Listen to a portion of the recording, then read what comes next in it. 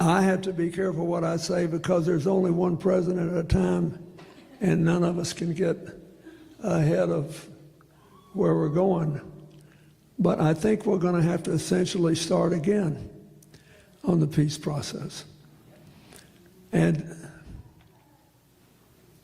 I understand why young Palestinian and Arab Americans in Michigan think too many people have died.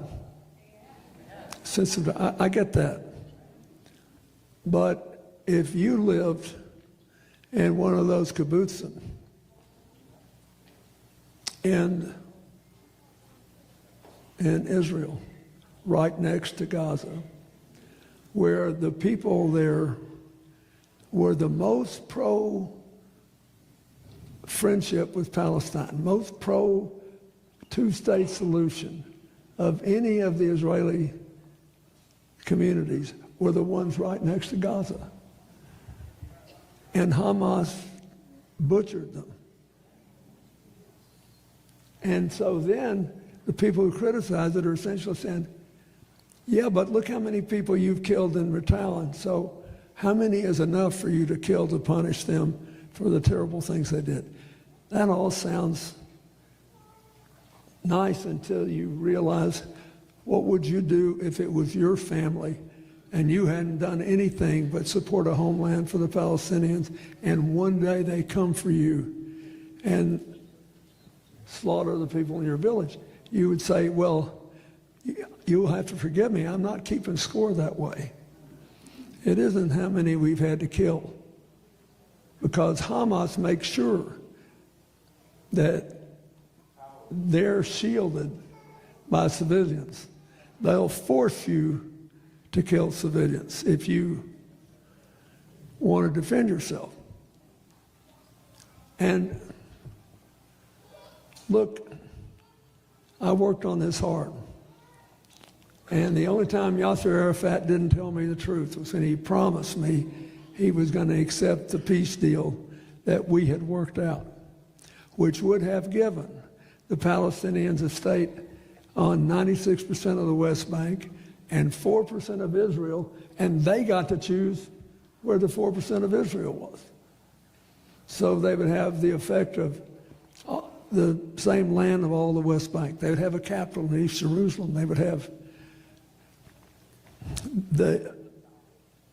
I can hardly talk about this.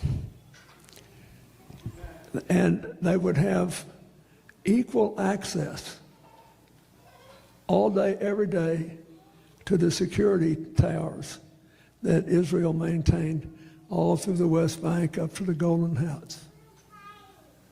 All this was offered, including, I will say it again, a capital in East Jerusalem and 2 of the 4 quadrants of the old city of Jerusalem, confirmed by the Israeli Prime Minister Ehud Barak and his cabinet.